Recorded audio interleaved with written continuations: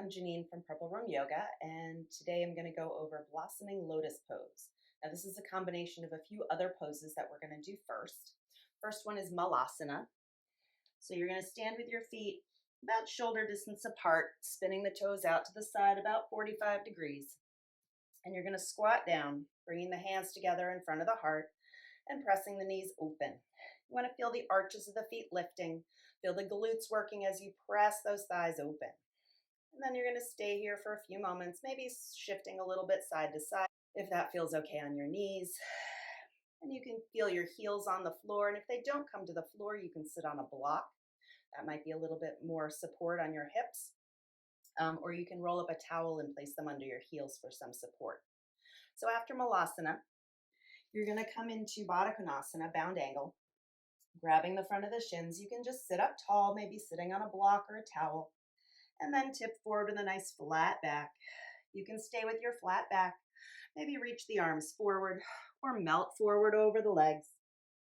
And you're going to breathe here for a few breaths, feeling that nice opening through the inner thighs, through the hips, through the lower back. Using your inhale to lengthen through the spine. Using your exhale to soften. Thinking about not bringing the head to the feet, but really tipping from the pelvis, lengthening the navel toward the toes, and then from there, relax forward. So you're going to hold there for maybe, 5 to 10 breaths. Then you're going to come into a half boat pose. So sitting up tall, grab behind the thighs, and then you're going to rock to the back edge of your sit bones, kind of balancing between your sit bones and your tailbone. You're not on the back of the pelvis. The spine is straight. You're just tipping back. And then you're going to reach the toes forward. Feet are pointed, toes are flexed, and then stay there or reach the arms forward. And this is the balancing aspect of Blossoming Lotus. Shoulders relaxed, spine is long.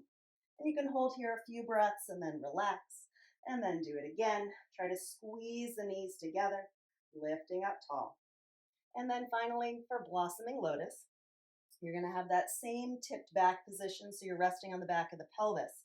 You're going to bring one hand under your one arm so that the calf is kind of resting in the crook of your elbow. And then same for the other. And then bring the heels together. And the hands can be in Yana Mudra if you like, or some other mudra that makes you happy. You can bring the heels together and feel that nice lift through the chest. And here we are in Blossoming Lotus.